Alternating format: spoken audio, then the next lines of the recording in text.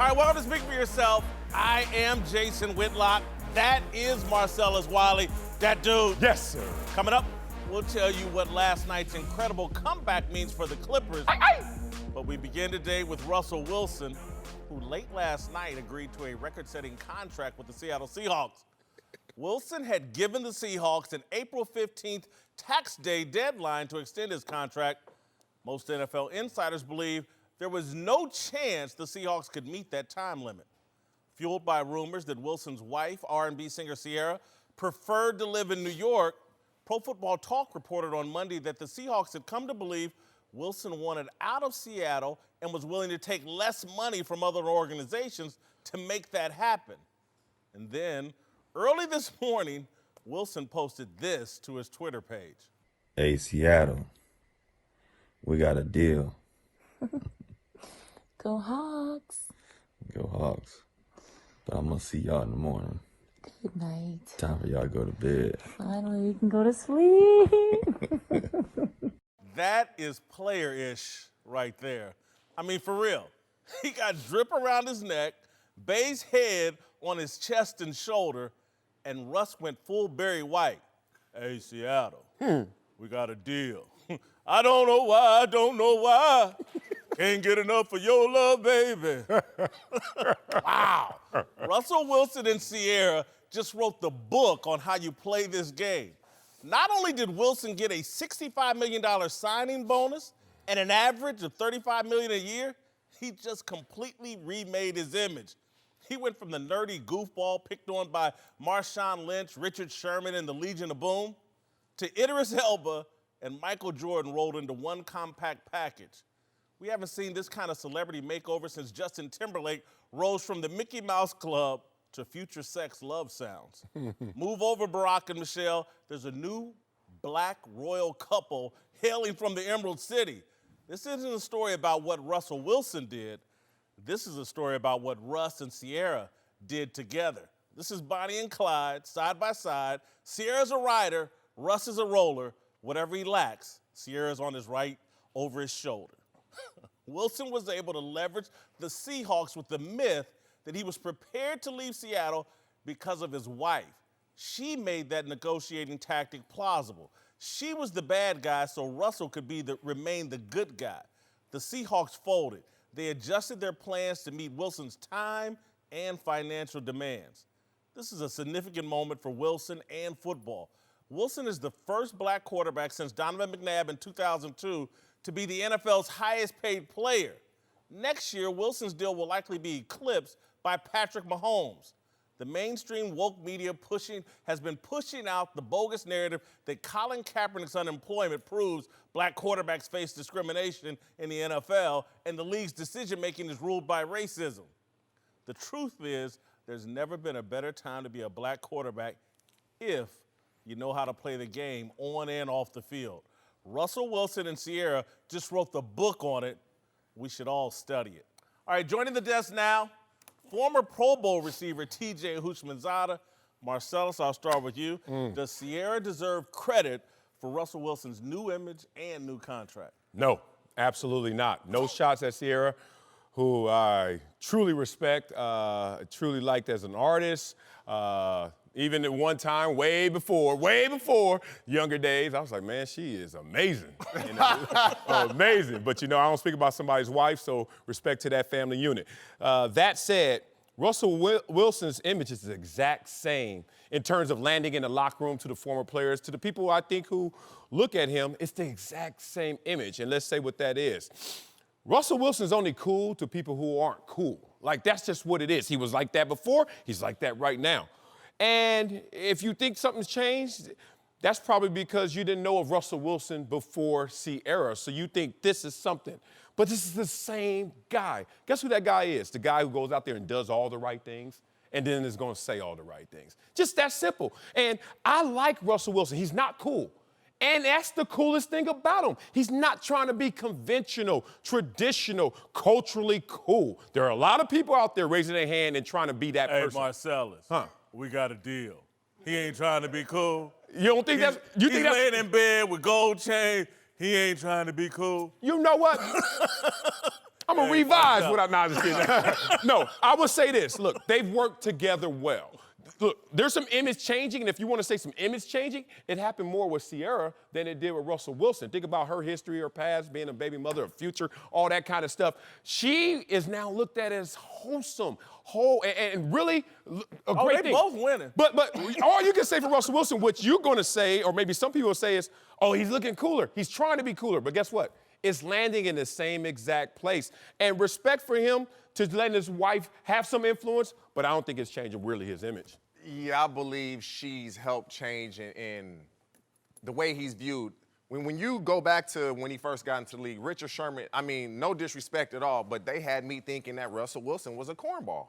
They really did. The way they would talk to him, and he would finish every interview with, "Go Hawks." He just did again. But when you What? In a different voice, number Marcellus. one, who's going to bed with 4 chains on? Hey, Seattle, we got a deal. Now let's go Wait back a minute. to sleep. TJ. Would you have thought he would have done that 3-4 years ago? No. Before he got with Ciara. No, but I will say that this. means that's part of the image change that she's helped crafted and helped him out with that. She used to somebody go to bed with 4 chains. Maybe more than that. Future over golden in the bed. They've complimented each other. Before he got married to Ciara, only thing that we ever saw of Russell Wilson doing football interviews and finishing with the Go Hawks. Now he's outside of that realm in the entertainment world, and he's not looked at as a cornball, how his teammates at least gave us that perception that he was. No, you see, that's when you got lost. Here's the thing. The teammates who said that, they gone. Now, he won the battle of who's going to stay here and who's going to have the Did they full not give voice. you the perception that Russell, as you said, wasn't cool? I think Russell's the same guy. I knew he was never cool, quote unquote cool, Marcellus. and I like What that. he just did last cool. night, That's cool. Was that cool? Yes, Come on, I'm gonna tell man. you why, Marcellus. In that voice? Marcellus, What is it, 1970? Late at night? Marcellus, That was cool? Marcellus, I'm gonna tell you why, man. Why that's cool? He won the biggest chess game to be played. Seattle, April 15th, had my money. Mm-hmm. And he just laid in bed. They had my money, Seattle. Yeah. We good, Seattle. He backed Seattle in a corner. They just broke all protocol. That's not how they handle. He gave him a deadline and demands and told him. And you would have never thought Russell Wilson and his woman would sit there and say, look, we're going to bounce up out of here. And have everybody believing it was a possibility. Right. And then he goes, nah, I was just bluffing. But I just see, wanted this money y'all got on caught. my schedule. The cosmetics got y'all. He put on that makeup after the fact. You think Russell Wilson walked in there with that level of gangster? What has been his weapon of choice all this time? Being corny. Being the guy who's going to do all the right things, say all the right things. Don't act like the gold chain Russell Wilson walked up into that office and said, give me my money on the 15th. That's not how that works. I don't care what years he was wearing. Years he and years. He just punked them. No, He's the he didn't. highest paid on his timeline. April 15th, have my money. You know, guys, you know the NFL. You say I want this contract by April 15th, or I'm never signing a long-term deal. They fold like that? Yeah, Aaron Rodgers. That's a damn good look. Did Aaron in any Rodgers get locker paid room. with 2 years left on his contract, the highest Total paid before this? different guy. Hold Total on, different hold guy. on, hold Total on. Did he different guy. overcool it to get it done? But did he give him a Patrick get deadline? Did he say, if you don't give me this extension, I'm never signing a Marcellus, you contract can't here? tell me that don't play in the locker room, man. Guys, he just told you, on my time, have my money. You know what? Never broke character. His wife played the bad guy. That plays in the locker room. It plays in the locker room where, let's quote Antonio Brown, when everybody else ain't got paid, guess what? That plays. If Richard Sherman, Earl Thomas, them boys were still there, that ain't gonna play the same. Matter of fact, it won't even be They're not. It executed. would not play the same, but they not there, so now it's like. That's why I say he won the war against them, and he didn't win it being cool. He won the war against Seattle in terms of getting the contract, not by being cool. Look, I get what you're saying. We're getting the same place, but a different way. Hey, what do you think Richard Sherman and those guys, when they saw that, what do you think they thought when they see that? They thought that he won. Here, I'm going to just say. And Respect to him, here's as the we thing. always want somebody to Let's get paid. take cool off the table. Okay, please. Because I please. think what TJ's saying and I'm saying is that cornball is another word for punk. And Russell Wilson just, I ain't no punk now.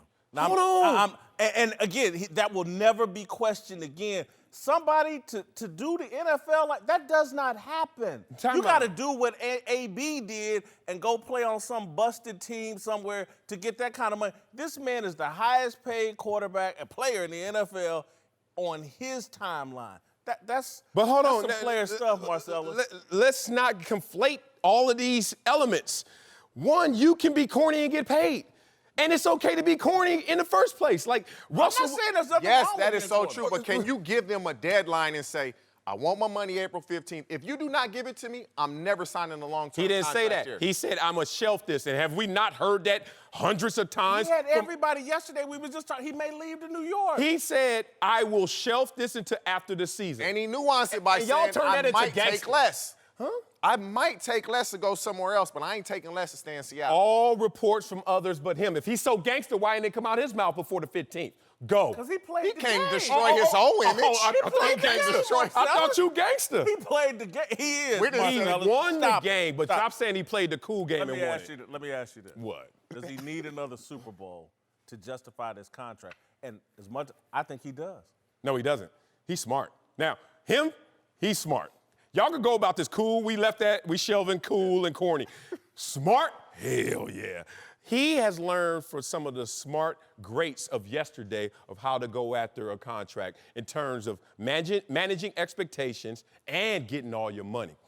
I remember this in 1999. I was a defensive end looking around the landscape, who's getting paid, who's not getting paid. And one, Michael Strahan, went out there and signed a 4-year, $32 million deal. And I said, damn, Strahan is great. He could get longer and more money. Why is he doing 4 years, 32? Because as soon as you blink, he right back at that table said, I got all that money, give me more. Russell Wilson has learned from the guys who did it like that. Even a Kirk Cousins, who's not as great, signed a 3-year, fully guaranteed basic deal. Guess what that means? Nobody's talking about Minnesota, which was a game away winning the Super Bowl. He doesn't have to win a Super Bowl. He's going to be back at the negotiation table right before it even stops. And on top of that, he's going to get all his money. Those 4 years, there's no trade clause. Russell Wilson is not dealing with absurd expectations. This was a smart play on both levels. He has to win a Super Bowl. He has to make it exciting. He has to bring a brand of football. Seattle has been a run-first team. Mm-hmm. That's going to change. When you make your quarterback the highest-paid player in it, that's going to change now. So the way he plays and his style of play is going to have to change. It's going to have to be very exciting. Seattle's going to have to become must-see TV if he does not win a Super Bowl.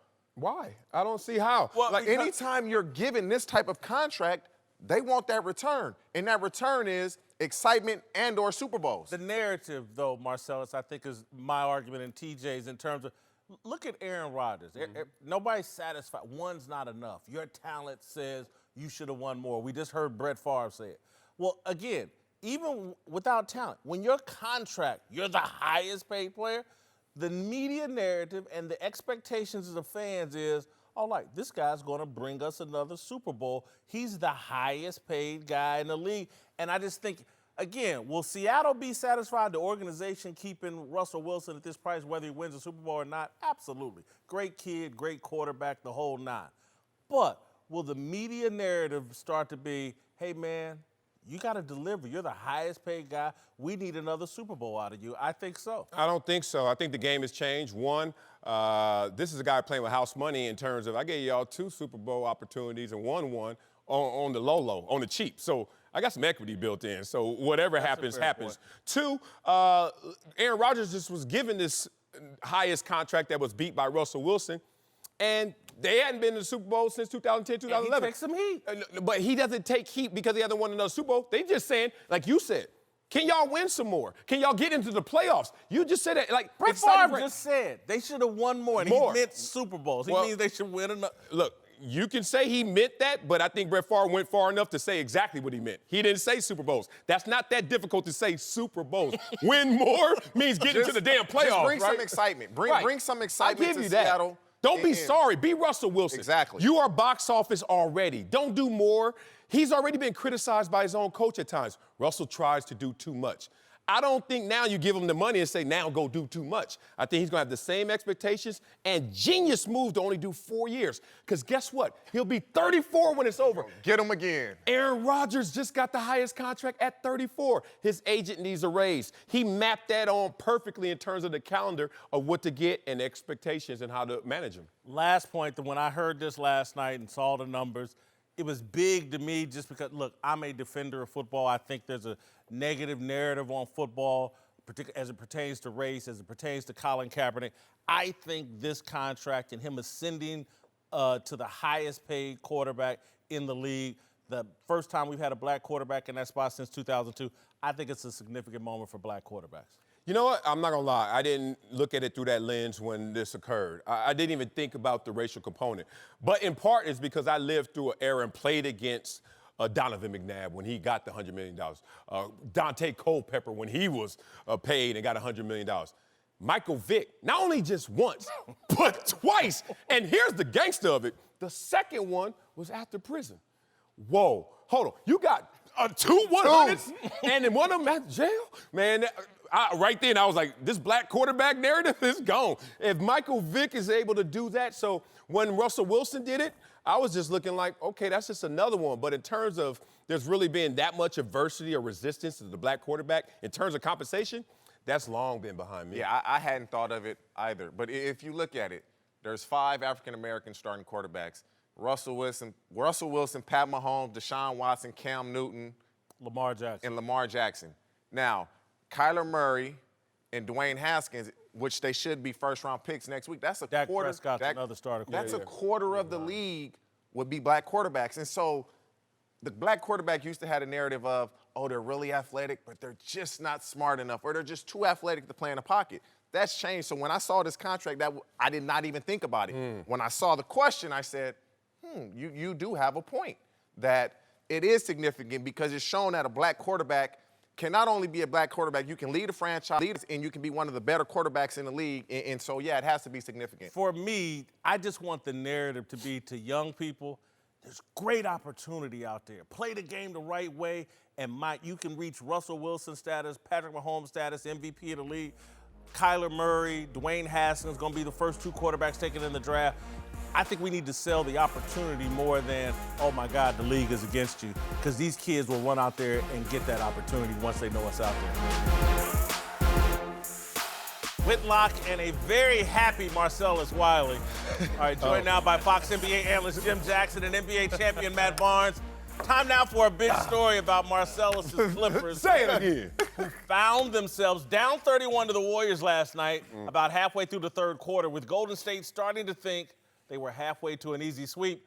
But then Lou Williams turned on the magic and led the Clippers to the largest comeback in NBA playoff history against the reigning champions, evening the series at 1-1, and more importantly, I think they just rolled out the red carpet for Kawhi Leonard. They have their story now. They hired Lee Jenkins from Sports Illustrated to help them craft a narrative to sell to Kawhi Leonard, and all you got to do is put this tape on.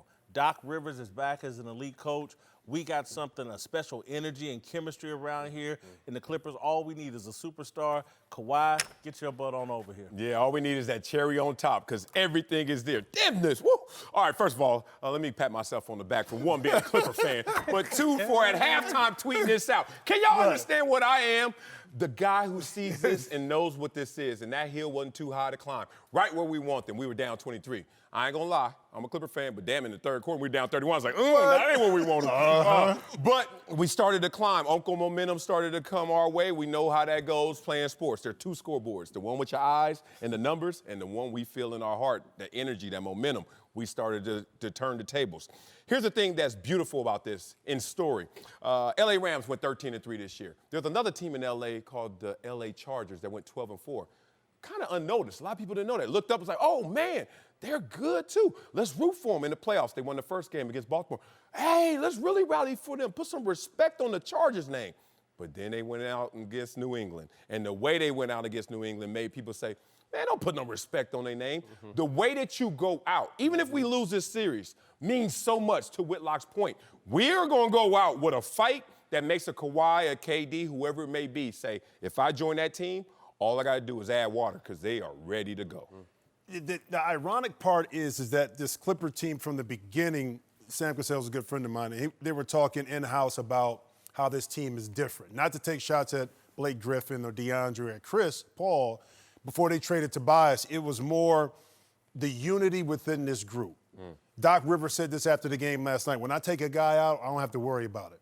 Okay? If they come to the bench, I don't have to worry about it. Unselfish. So they've been like this the whole time. Gritty, they work hard for each other. And you didn't think that the Clippers probably could beat Golden State in 7 games, but like you talked about, what do we show? Because we're not only playing for now, Matt, we're playing for 2, 3, 4, 5 years down the line, and who can we get in? Now, I just always keep in mind, this will always be a Laker town. We get it. Always. But you have an opportunity right now to make a dent and to go out and get somebody special. Who that is, whether that's Jimmy Butler or that's Kawhi. But I just think this team, how they play, is just gritty, grimy, and they play for each other, which is a difference than what we've seen in past Clipper teams. I mean, I think they've bought in, and that's the one thing you can tell that this is a complete team. They've bought in. They've lost key parts throughout the season, but Doc has done a great job of keeping them focused on the task at hand. You know, they could have packed it in and got that extra first-round pick by not making the playoffs this year. They didn't do that. Ballmer wanted to make the playoffs. They made the playoffs. Keep in mind, it's one game. Warriors will still win the series, but like you guys are saying, they've definitely earned their respect. And to me, they're the #1 landing destination this summer in free agency. They got a great owner. You know, everyone knows championships start at the top. They got a great owner. The front office is solid with Lawrence Frank and Jerry West. Doc is back to being an elite coach in the NBA.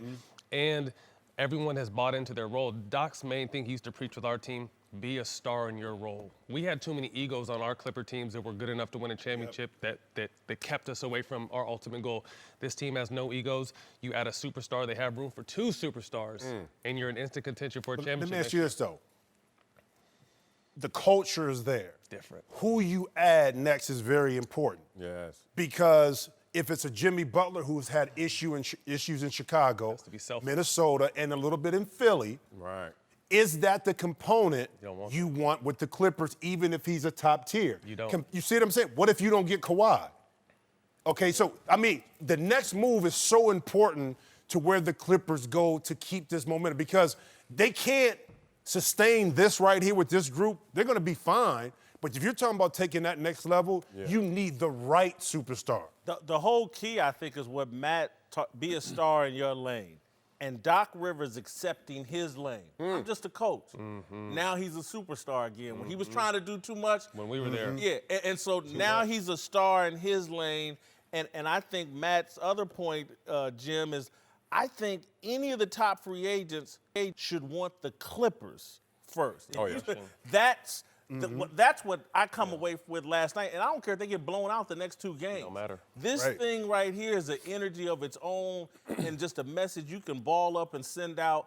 And I think guys are going to love it. Yeah, I love their point, how it starts at the top. Whether it's Doc Rivers or even on the court, Lou Williams, who's a 6th man. With our team, really our 7th man. Like, Trez comes in before even Lou Williams gets in the game. And still, it doesn't matter when I get in the game because it's my impact once I'm in the game. Trez, obviously, and what he does. But if you look at Gallinari, who's always had the rap, if he can stay healthy, well, then everyone knows that they have some warts to their game or something that could keep them down. But guess what? I'm going to still shine no matter what it looks like.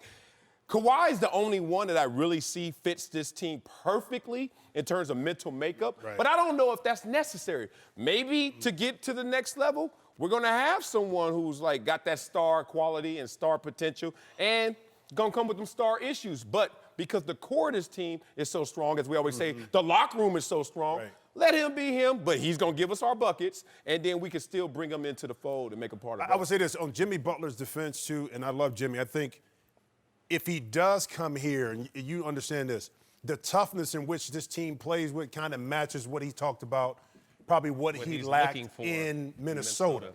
How that corresponds in Philly, we still don't know. But I do believe this with the Clippers. I mean, you're playing with 2 rookies, a 3rd-year player in Montrez, okay? Now, when they got Shamet, to me, following him at Wichita State, I thought it was a bad move for Philly. They had to do it because of the trade. But a young player that has experience over 4 years and can shoot the heck out the ball. Right. So their building blocks are there. And Doc, you said it yourself, just being the coach and understanding how to evaluate the best way to win on the court with those players, just been genius. And they're still in L.A., y'all. Like, we've said a lot of great things about the culture, ownership, deep pockets. It's we're still, still in LA. You're still in LA. So the whole Lakers, let's take over the Lakers, that's all in jest. Reality, man, you got 16 championships. We ain't catching that. It's going to be forever. But what we can catch is impact. What we can catch is those youngsters who are growing up, have not seen a good Lakers team in 6, 7 I think years. what's most important now in culture, society, what have you done for me lately? Right. People don't care about the history of what the Lakers have accomplished, with all due respect. Just like with UCLA, people don't care about the banners that Wooden got, with all due respect. It's what have you done for me lately? It'll always be a Laker town. It's hard for anyone to catch 16 titles, but the Clippers will run it if they play their hand right this summer.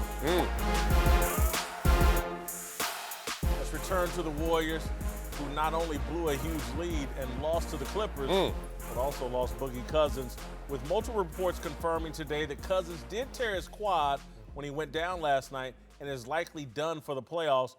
But Boogie might not even be the Golden State's biggest concern. After getting ejected from Game 1, Kevin Durant fouled out last night and didn't even speak to the media after the team's collapse. For me, if I had to choose what's the bigger concern, Boogie's injury or KD's mindset, it's Kevin Durant's mindset. 9 turnovers, 6 fouls, and he's just not shooting the way he used to. He's not even putting up the shot. In his last 15 games, we got a graphic here, his first 65 games averaging 18.8 field goal attempts, now down to 12.4 over the last 15 games. Something's not right with KD. Yeah, I was going to go KD, except I still got too much trust in the baller in him, and he's smart enough to understand the circumstances and will flip that switch. So I'm going to go with Boogie Cousins. One, he was playing very well for this team in terms of numbers, 20 and 11 over the last month. Two, if Golden State advances, which most people would say, they are going to play Rockets, Nuggets are in their future. He played tremendous against those teams, 27-8, 28-13. Capella, Jokic, the guys that they're going to need somebody to neutralize or at least make them feel like they got to play both sides of the court. That was going to be Boogie Cousins. Now you miss that. You go down to your backup centers, not necessarily the same Bogut. Yeah, so I'm going to say Boogie's going to be missed, and we'll see it pay forward once we see him out this series. I think Boogie is a very emotional loss. You feel bad for him because this was his time finally to shine after coming back after a terrible injury. And, everyone spoke on it. They were excited for him to actually just be able to get out there and play. With that said, I have to say KD from the standpoint of just being able to shake all this off. I mean, if you look at his numbers, he's still very efficient. He just hadn't shot as much. The only alarming thing last game was the 9 turnovers. I think personally, the refs are getting too caught up in the Patrick Beverley KD matchup, and this is the playoffs. That's why he's turning it over? No. I'm saying that the reason why he fouled out. This is the playoffs. I think that the game is better when they're both on the floor. They're going to grab. They're going to talk trash. They're going to bump. Let these guys play. But I think mentally, the turnovers are something you can't make an excuse for. They can't happen at this stage of the game. But like Marcellus, me? I forgot your name. Man, that's messed Hey, up. We apologize, Clip man. City over Clip here. City. Oh, man. Like Marcellus said, I got too much confidence. I got too much That confidence. product working. I got too much confidence in the 2-time final MVP to say that this is something that's going to linger him throughout the rest of the Hold on playoffs. for 1 second. Okay. You seem reluctant to give Patrick Beverley credit. Oh, no, tons of credit. I'm a similar player. I love what Patrick Beverley is. He's in KD It's space. what Lance Stevenson He's tried in to do to LeBron. KD space. It's actually But at the same time, when I say that, KD's averaging still 22. KD's playing his role. He's never been someone that's going to force shots or play outside of his role. He's taking the shots that are coming to him. He shot 12 free throws last game. You know what I mean? So he still was, 5 for 8, 11 for 12 from the line, 21 points. You want to see him shoot more, obviously, but he's not someone that's going to force his shots. Here's the issue. This is why it's so smart with Patrick Beverley. The way Golden State plays their perimeter-oriented team, and they keep you spread. They're not going to post up KD a lot. So advantage is Patrick Beverley 25 feet away from the court, from the baskets, because he can get up underneath him. Now KD can't get into his rhythm and his dribble. If you were to post KD up, which they don't do a lot of, advantage KD. So smart on the Clippers' part. And when I was thinking about this question, I was saying, which one? Is it Boogie or is it KD? I'm concerned. I'm going to say both. Because it's Boogie because in that second round, if you don't have that toughness, against Houston, Capella, PJ Tucker, these guys, you lose something. If you advance into where you have to be, you need somebody like that. KD's because everything that he's dealing with. Not just this game. I think he'll bounce back and still have, some tremendous performances, okay? Because once you get through the Clippers, you're not going to have a feisty small defender like that to guard you again. Right. You're not having the Patrick Beverley. And that's the difference. Like, Boogie's injury, we won't see it until we get to the other series. We're like, damn, you missed Boogie. Exactly. But you also won't see KD return to KD until he gets out to this series also. What happened last night when Patrick Beverley got out the game and KD got some easier baskets? Exactly. And you know what? It's funny. When I was playing, it's crazy. Like, there are prototypical offensive tackles. There are prototypical people that could defend KD. And KD is used to that. I was used to the 6'5", 300-pounder. But when you gave me a fire hydrant like a Whitlock, 6'2", 310, It's different, right? They all compact and everything, right? Man, center of balance. I hated that. I think there's a couple things here. I think, one, you could tell the Clippers are not afraid of the Warriors. At all. So they're trying to punch them in the face, and I love that standpoint. But I also think this is going to prepare the Warriors for what the rest of getting 3 was never easy. No one ever said the third time around was going to be easy. So getting through the Clippers are going to prepare them. And fortunately for the Warriors, what I can say is the center spot has never been a focal spot in any of their championships. It's always been by committee. Great signing by Bogan now in hindsight looking at it. Yes. And then Looney, career high in points. He's always solid, played well, very smart player. They need to get Jordan Bell back in the rotation somehow because I think he's going to pay dividends down the line. But I really think what the Clippers are doing to him is really going to, this is the Wild West. This is not going to be sweeps. This is not going to be a joyride. We're going to be beat up if we're fortunate enough to get to the finals, and it's starting now. Okay, this to me is what separates KD from LeBron because Patrick Beverley is just a different form of Lance Stevenson. Lance Stevenson used to pull this stuff with LeBron. Not even close to the defender, though. Antics, yes, but night and day as far as playing defense. Not the tenacity. Okay, great point. Okay, I'm going to back off a little bit because I just don't – to see KD with the 9 turnovers, fouling out, 8 shots, some of this is between his ears, and he's allowed Patrick Beverley between his ears, and I never saw Lance Stevenson or anybody – get between LeBron, other than that Dallas series, and maybe Boston, so maybe I'm walking it back. I have seen, but this to me is concerning for KD, his mindset, and again, just his toughness and being the premier player in the league right now, particularly with LeBron sidelined for the playoffs. Can he handle it? Here's the thing, though. You can't. I mean, it's easy for us to say, Matt, you are antagonistic on the court. It's easy for me to say you can't get caught up into it. Yeah. It's not that easy, okay? But at the same time, KD has to understand, too, the group I have around me will allow me to get mine when I need to get it. It's not like he's a singular object that has to carry the team, and I have to go out and get 40 points for us to win.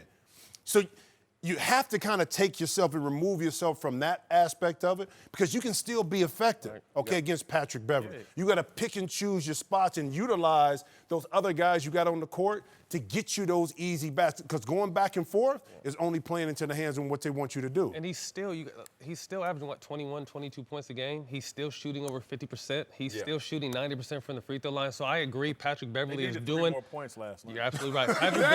Patrick Beverley is doing a great job at what he is doing, disrupting KD's mental flow of the game. But I think overall it's hard to compare what Lance was doing to LeBron because those are night and day defenders. Patrick Beverley is playing how Tony Allen used to play Kobe. He's just in his space, making everything tough, but Kobe still got it done. And he recognized that Tony was the toughest player ever guard me. I guarantee you when it's all said and done, KD will say when Patrick Beverley did what he did, it was tough for me, but he still, overcame it, and the team is still gonna make their move. Easy fix, go to the low post like Jim. Whitlock and Wiley, Jim Jackson is back. Time to get antisocial.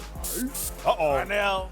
Hey, hold on. Can I ask you a question? What's up? So you and Whit, y'all got the same haircut, the same barber. We trying to get like me. I mean, that's what he trying to do. I don't blame him, no. I look good on him. All right. Nottingham Village legend. East side. Whitlock ain't got no waves, though. No, he ain't got no way. You got a brush It's just standing up right here. He ain't got no way. Poetic justice. You got a little brush. I just went on Amazon. Come on, man, get the do-rag, man. You got to get the do-rag. Some of that wave grease. My dog, some Dax. Some what? Some Dax. Some Murrays. I got some Murrays. What's poppin'? Yeah, we're going to start with Marcellus Clippers. Yeah. As we discussed, we all know they had a miracle comeback last night. But turns out the good luck started way before the game. Check out what happened to their coach, Doc Rivers. at the corner today. I was walking down the street. It's a true story. Reached in my pocket to grab my phone. Unbeknownst to me, I dropped about $2,000 on the floor on the street, kept walking, didn't know it. The guy tapped me on the back and said, that's your money. I don't know a lot of places that would happen, but it happened today. So whoever that was, you could have had free tickets if you hadn't ran away. All right, be real with me, y'all. If y'all saw this much money fall out of someone's pocket, would y'all give it back? Absolutely. He'd got $1,900 from me. 1,900, you gonna keep 100? Transaction tax. Hell no. You know what? It's funny. 2K. Maybe there's a number for some people, but for me, I give it all back. There's a bank you could deposit that in. All right, you got 2K, you got Doc Rivers. But the bank in the sky, and I don't even believe in karma. For real, I don't believe in karma. I do believe that that's your money. I'm gonna give it back to you because if it happened to me, I want you to do the same. That's that simple. So yeah, I give it back. He'd have got $1,900. You're 1,900. Hey, listen. First of all, that's Doc's FU money. Because if he dropped it, because you know it probably was all hundo, so it wasn't real heavy in his pocket, so he didn't even know he was missing it. Yeah, tripping. Now I will say, maybe when I was younger, that money would have been mine. And maybe it ain't a maybe. You like, yeah. You would have I'd have been like, man, I'd have been like, today's my blessed day. The Lord was looking out for me. I found it. That ain't how the Lord works, I don't think. How come? In my world, he might. I'm gonna give a serious answer. Please do. I thought about this for Okay. years, actually. It's so, when you're wealthy, it's so much easier to have financial morality. Yeah. I've been in places where they given me a $20 bill when I handed them a 10 and wrong, Give and it I back. give it back, blah, blah, Yeah. blah. Uh-huh. When I was young and broke, I was out the store. I was out the Right. So, Damn. Right now, definitely give it back. But back in the day, Yeah, man. I used to steal. I used to be a little thief. I ain't gonna lie to you. But it wasn't money. That T-shirt, I could wear it. Them grapes, let me eat them. What? Them grapes, going in the grocery store eating everything. How did this candy get in my pocket? But not 2K. All right, next. Yeah, moving on to Magic Johnson, the former Lakers president said his desire to tweet more freely was one of the reasons for stepping down, and he's been doing just that. Yeah. Tweeting up a storm at the Dodgers game last night, handing out congratulations to several athletes like Tiger Woods, and sharing some extremely comprehensive analysis on the NBA playoffs. Guys, y'all think Magic is finally back in his happy place? yes, he is. What? Tweeting nonsensical stuff. Oh, Yes, he is. That's his happy place. I love Magic, but this Twitter game is a little Suspect. Sometimes he puts himself on there, he's just like, it pays to be popular, don't it? Because people just be liking and retweeting. I be like, did y'all read that? What does Magic come about? But yeah, he's in a good place. A billionaire winning in every level of life except one, which is really just being done out of loyalty. Or twice. Hold up. He coached before. well, yeah. And a bad TV And he had a show. TV Yeah, show. yeah, no. So no. we He gotta- wasn't a billionaire then. He was Well, climbing. that's true. But he was climbing. He was climbing. still Magic. But I do Man, believe that it was so hard on him, and we were talking about this off camera. The decisions he wanted to make in regards to where the Lakers were going, Say it. needed to go, he couldn't make. He couldn't do it. So it was probably just eating him. Now, I didn't agree with him doing it, like the press conference. The way he did it. Because if Jeannie is his sister, he'd be like, listen, to preserve our friendship, I got the roll. I got to bounce. Yeah, Dipset. You know, but I get it. He's happy right now. Oh, he living. He's smiling Yeah. all the way like Yeah, that. yeah, he got that life back. Yeah, moving on to Nick Bosa, who's been in the headlines recently State. due to some controversial tweets from his past. An article was recently published criticizing Bosa with the headline, MAGA loving, Colin Kaepernick hating, top NFL draft prospect seems to hate everything black. Well, Bosa's mom wasn't too fond of the article, tweeting out, maybe this fella who has never met Nick Bosa should find out who will be in the green room at the draft. Also, have a chat with his best friends and teammates. Do you like his mom clapping back here? No, because I just think you give this life and energy. I think this is exactly what the writer wanted. He wanted someone from the Bosa family or Nick to respond. I get why she's a mom. My mom loves to defend me. And I'm like, Mom, I'm like, stop. Stop. So I get where she's coming from, but you don't want to give this stuff energy. Yeah, I'm a parent, so I know it's an impossible position. When somebody talk about your kids, all bets are off. But Mama Bosa, don't spit at the fire. Because one, you're not going to put that fire out. Whatever that noise is around your son, it's just beginning. He's about to be a star in this league, probably a superstar the way he plays. You do not worry about the outside noise. You just build him up so he can deal with the noise. So that's what I'm going to tell my son. If anything ever comes to him in terms of scandal we don't care about it. We just gonna build you up so you tune that out. And that's her message to her son. Isn't it different, though, being a father, though, from the emotional perspective to being a mother? Because my son played, he went through his own thing at Wisconsin. He had to deal with some stuff, but I always stayed out the fray.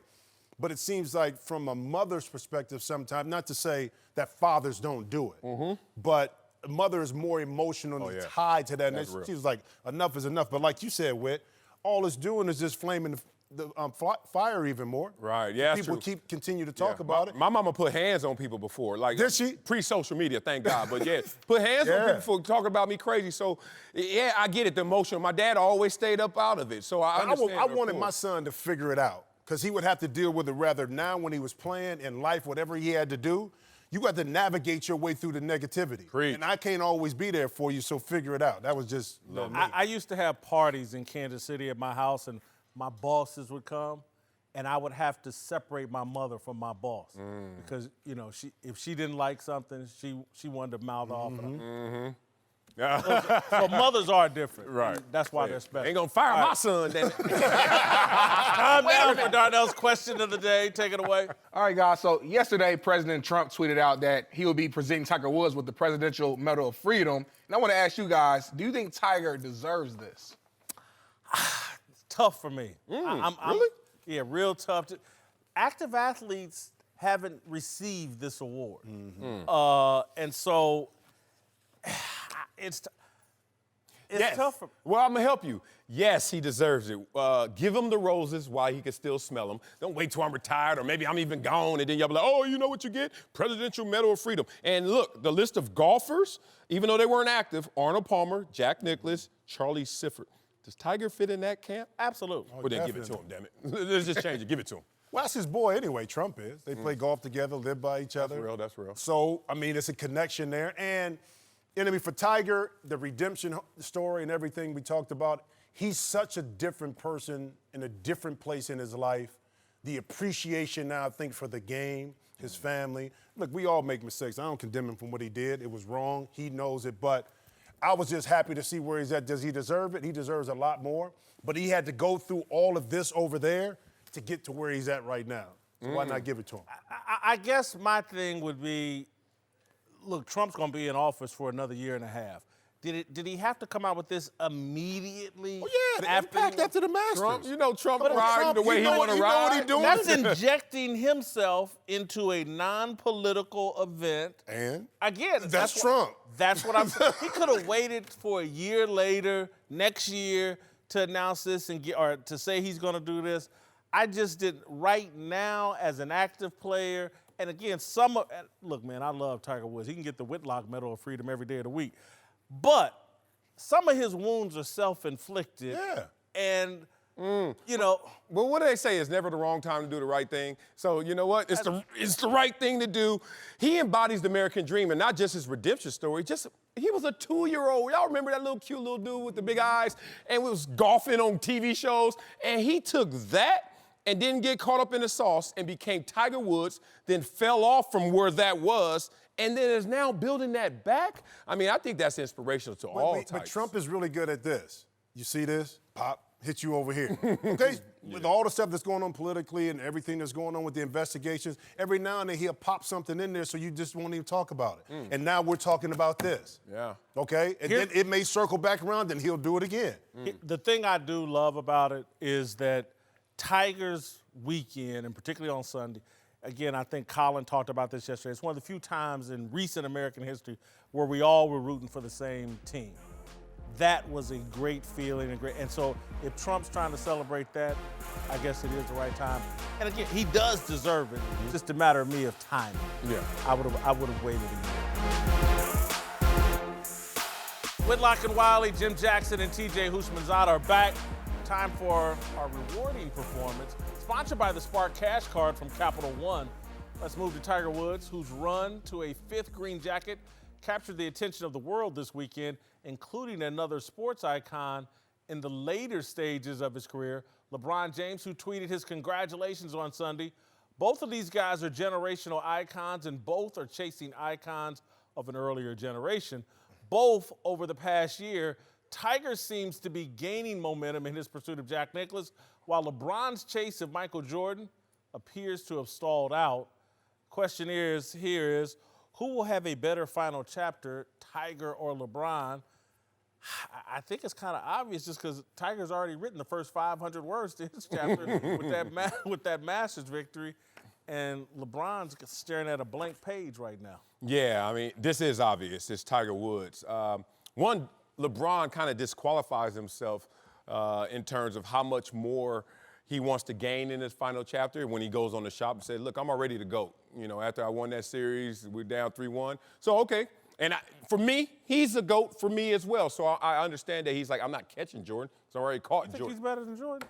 Yeah. But do not take this conversation there. We'll go there another time. I'll let you wallow in that. I'm going to let me live. Damn right, I'm going to live.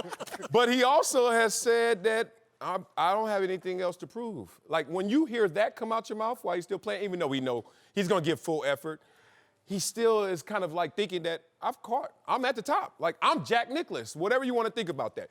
Versus Tiger, who is playing an individual sport, so I control all the variables. Yeah. Two, I got a redemption story, and it's not for y'all. It's for my family. It's for the schism that I caused, the self-inflicted wounds, to mend these fences. You see that hug with his kids? That's about your daddy used to be everything, and I'm going to show you everything now.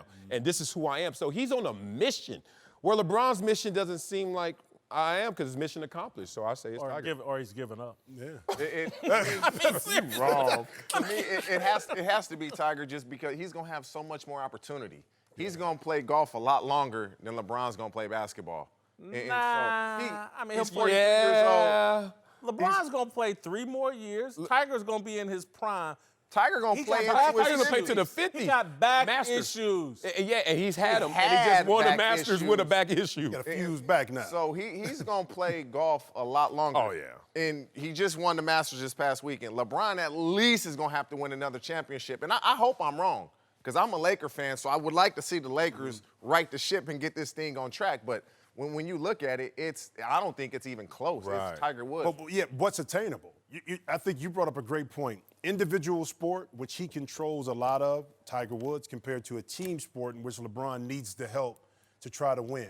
Trying to win 1 championship is hard, but trying to catch 3 to get to 6 is virtually impossible on the back end of where he's at. I think it was Jack Nicklaus that won his last major at 46, years old. So Tiger is trending towards that, because now you can win 1 major a year, And now he's 15, Jack is at 18. He can catch him. Yep. Just by 1 a year. That's going to be hard to do. He went years without winning one. But here's the thing, though. He's now back mentally healthy. I think before, the physical part was one thing.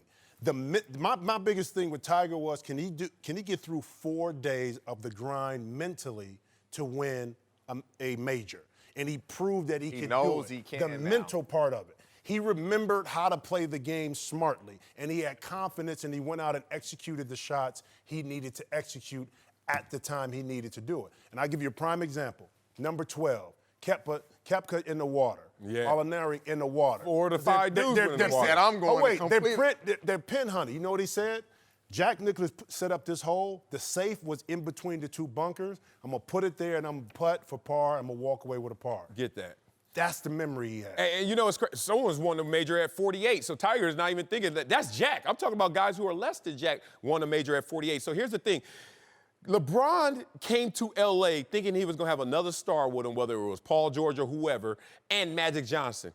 Now he's just sitting there with Rob Pelinka. Who knows? Talking about controlling variables and not being able to control variables. LeBron is sitting there. That's why I don't think he quit. I just think he realized, like, I think I'm with Jordan. Y'all gonna need time to realize that. Y'all gonna need 10 years retired before y'all start to appreciate that. Can we just marinate on that for it? Does anybody else agree with him that you don't believe No, it? here's my thing. You don't believe it. Come on, Jim. No. I believe Michael is the GOAT. Thank you. Here's what happens, though. 10, 15 years from now, the people that are writing the narrative and the story that grew up watching, I'm telling you, the same thing happened with Will. You know what's going to happen? Oh, wait, the same thing happened with Will. It was the greatest thing ever. Then Kareem came. Same thing happened. I'm telling you. Yes, Bill Jordan. Russell knocked Will out. Oh, Bill Russell. Okay, but listen, then Bill Russell got knocked out by Kareem. Yep. In regards, remember when Jordan was playing? So whoever writes the narrative, is going. Back in the day, guess what? Nobody was better than Montana. The narrative changed with Tom Here's Brady. my problem with. But he playing, and then the narrative has already changed. For me, again, watching basketball back then, Michael Jordan seemed like he never missed a shot. He came through all the time we needed. Obviously, that wasn't the case, but that's the image that I have. And I've never been a Chicago Bulls But that's how fan, your memory. ever. That's how your memory does you a disservice. need to get Because Copa. all you remember are highlights. You need to get Copa. No. It's like with music. Everybody always say, "Man, our era was the best," because all you remember is the great songs. Can you talk about them sorry artists? it was a lot Can you of talk about bad- the Miss Jordan shots and Miss Jordan moments? 6 for 6 in the finals, man. I wasn't even a Jordan fan. I'm a Pacer fan. I couldn't stand We the not- dude. we not- The guy is the GOAT, man. We're not arguing perfection. We're doing a wherewithal thing. We're doing a How did total we get on all this? Tiger, I I'm thought just we gonna was say talking this. about when Tiger Marcellus Woods. made that I thought we was talking statement. about Jason Tiger couldn't Woods. let it go. He was like, nah, And we got the Michael Jordan, LeBron debate. Because Tiger and Brady are the stars of this era. Tiger just coming back diminishes LeBron. When Jordan was playing, he Coming still up. had a shoe contract. Whitlock and Wiley, Jim Jackson and Matt Barnes are back. Let's move to Russell Westbrook and the Thunder, who will be looking to even their series with the Blazers tonight in Game 2. Westbrook's emotions have been front and center this season, beefing with fans on more than one occasion. And after the Thunder came up short in Game 1, Russ got into it with another of his favorite foes, the media. Take a listen. Russell, you've played against Dennis before since he left you, but could you tell he had a little extra in his step tonight trying to play against his old pals? Next question. Russ, did you think getting down 38-21, 17-point deficit to come back and make it a game down the stretch, is that a good sign for the rest of the playoffs? Next question. All right, Russ has had a long-running feud with Barry Tremore, the Daily Oklahoman. But I came to this conclusion this season, and after watching that last night, Russ plays angry. And that's the wrong emotion for a point guard. It's the proper emotion, I think, for a power forward. I think it can work for a shooting guard. But a guy that has the ball in his hands that much shouldn't be that angry. I think anger is the wrong emotion for a decision maker. That's why he struggles. Look, whatever he's been doing in terms of mental makeup is working. He is a playing anomaly. You talk about that anger, it translates into a tenacity and effort that we don't see paralleled. You talk about the way that he plays and his mental approach. On paper, I agree with you, but there's always an exception. And this is a guy who turns whatever that energy is into just something that we don't see matched in terms of other guys can really keep up with him in that pace. Yeah, there's no perfect athlete, so there's always going to be an issue with whatever you do. If you're too even keel, we need you to get up. If you're too angry, we need you to chill out. And if you're too chill, we need you to get hyped. Like, we could always switch positions. No, but that sounds great, except his results. What he does. Individually. Well, I mean, that's what a team is. It starts with you, me, M-E, and then it turns into we. So if he's doing his part, he needs a collection of people doing the same thing for it to turn into everything. UCLA boy. I mean, I like it. For a point guard. For him, you know, for who he is, he's Russell Westbrook. And I think when you see him getting tired at the fans are out of control these days. They think they can say anything to us. They think they could touch us. They think they could do whatever they want. But you know, he plays angry. It's okay.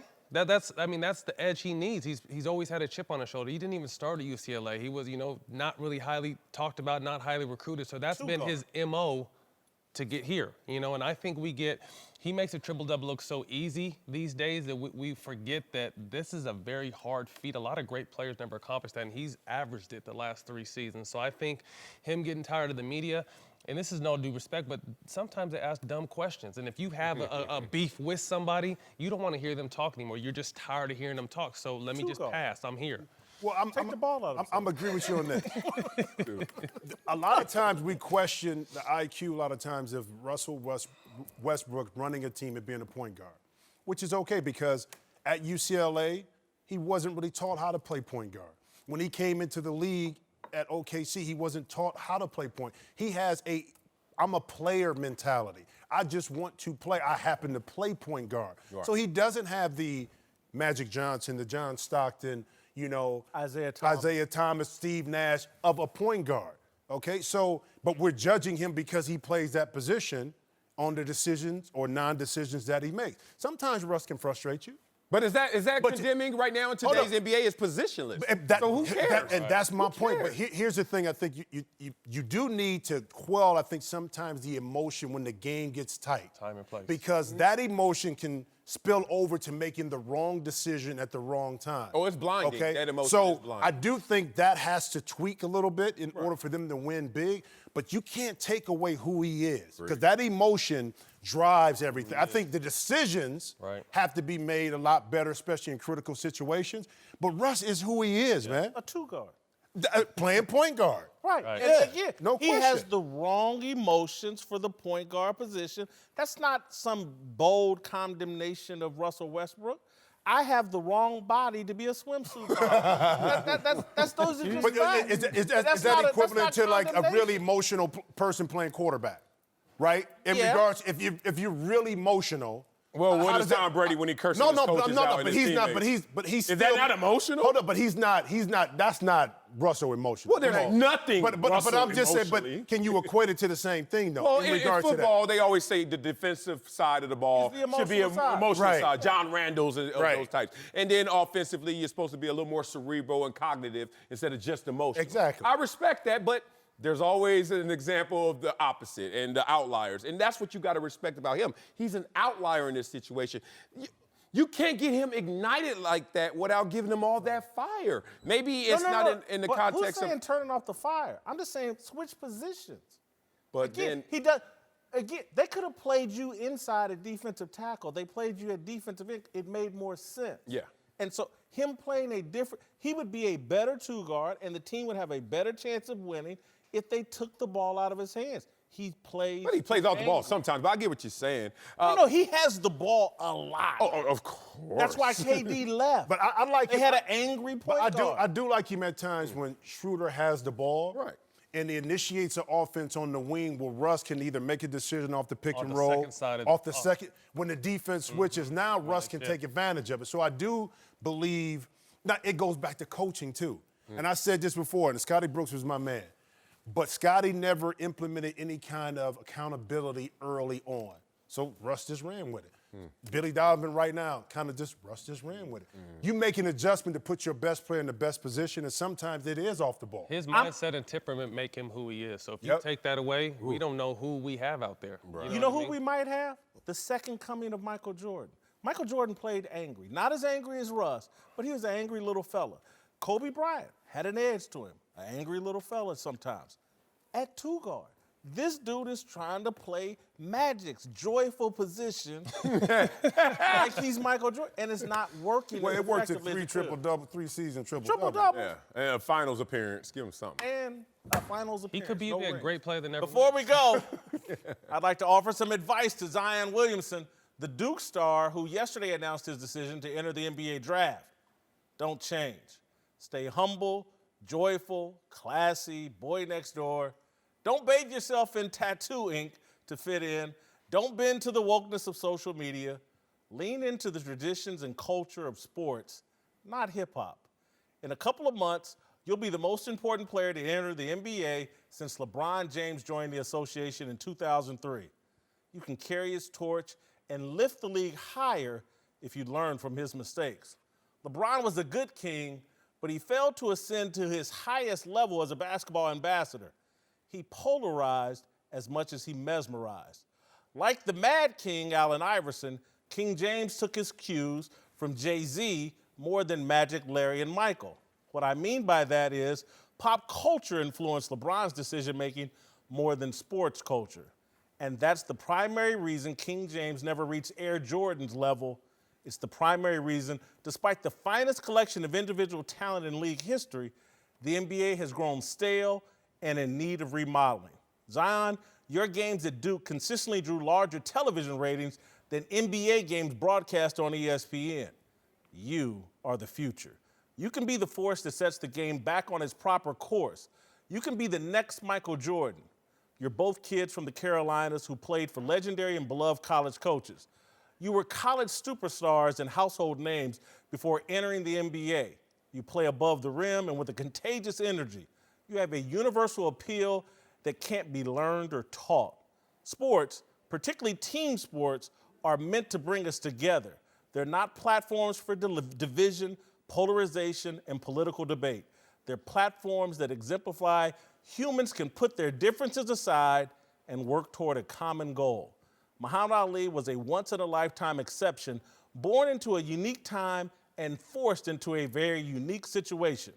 On religious grounds, he rebelled against the military draft and an unpopular war. His rebellion was outside the ring and outside of sports. The truth is, music is the entertainment industry's natural home for rebellion. It's appropriate there. In the 20 years after Michael Jordan's rulership, the NBA swallowed hip-hop's rebellious values. Zion, choose Jordan, not Jay-Z. Uncle Jimmy's here. All right, let's get to our big dummy of the day. Sure, Marcellus won. Just gonna let that outfit go like that? So first of all, let me just tell you, big dummy of the day goes to the person that during their Whitlock made the analogy that compared royalty to Barack and Michelle Obama. Oh, comparing, Sierra. Comparing Russell Wilson and Sierra. Yeah.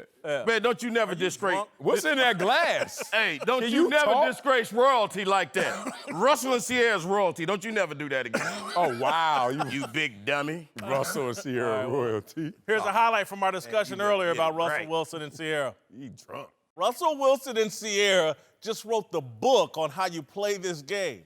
Not only did Wilson get a $65 million signing bonus and an average of $35 million a year, he just completely remade his image. Russell Wilson's only cool to people who aren't cool. Like, that's just what it is. He was like that before. He's like that right now. And I think that's cool. I love what Russell Wilson did. Hey, Seattle. Man. Yeah. We Fake got a swag. deal, Nobody need no y'all. Got a deal, y'all. What's your take, Uncle Jimmy? Hey, Seattle. We got a deal, y'all. Actually, I feel a little sorry for the brother. Oh. I don't know what Sierra did to him. He seemed a little lethargic. He didn't have his energy that like he should have had, man. I don't think he really wanted to make that video. You know what I'm saying? He like, you know, hey guys, we got, you know, Sierra's like, hey guys, hey guys. That's Russell. What the hell wrong with you, Russell? Right. You know, and you know, they did the deal at 11:59. Okay? The video came out almost 1 o'clock. How many takes Russell have to do before he got it right? We've been watching Russell for years. Russell be on the press conference talking about, well, I got up to the line, it was 3rd and 20, I saw the safety over the top, and I hit him on a cutback. Now he up here talking about, we got a deal, y'all. For really, though. That's my point. Man, He you better quit letting overcooling. that woman do that to you, man. He overcooling. But you're not giving Sierra any credit for, you know, doesn't she deserve celebration for? Sierra get credit. I tell you what she get. She would have got blamed if it would have got messed up. Now, that's what would have happened. That's true. Okay? That is true. And as far as you sitting up here talking about they the Barack and Michelle Obama of royalty, no, they the Lucian and Cookie Lyons of the NFL. That's what they doing. Hey, look at Sierra. Look at right there. Man, Sierra got them rap roots. You know she connected, man. Man, Sierra been done put in a phone call on Pete Carroll. He been done choked on his gum. Man, come on with that, man. I think that's Empire, Lucius. Yeah, I mean, you know, they got it like that, man. Come on. I'm going to tell you who ain't happy. Sermon. Hey, boy, it's somebody up in Boston right now. Ooh. Talking about, hey, Tom up here getting the workout. She coming to hit him with the newspaper. What is this, Tom? What is this? 65 million, Tom. And who is this? What is her name? Sirac? What is her name? She's not as beautiful as me. The most beautiful woman in here. Tom like, yeah, but baby, I got 6 rings. 6 rings, your ass. You will play till you're 50, Tom. I'm getting kind of tired, baby. Tired your ass, Tom. We gotta stop, man. And that's how it goes, dude. We trying to keep it real. The Wives Club and the Moms Club get together. What you paying him? 65 million. Who cares about your 6 rings? Hey, I give Take you them that to one. the bank. I give you All that right, one. we got an approval rating on Sierra. I've got her at GOAT status, 85. 24 job performance, 20 all-time greatness, 21 character, 20 Okay. authenticity. GOAT. Oh, that was terrible. Sound like Russell Wilson. Sierra, like, take again. Do another take. Got a deal, dog. I don't know why you had that roller coaster of numbers. It's 100. One, I don't disrespect anybody's wife in the football frat, so respect her. Plus, I was a fan of her before Russell Wilson, so let's just say she's 100 all the way through. I got a cramp in my Respect. stomach from laughing. You ain't right. Could you take, I'm serious, you got to take us to this final 10 seconds. I can barely You talk. okay? Yeah, I got Hey, don't tap out, dog. I just got here. Maybe you need to We see like over there Tom's hurting. doctor.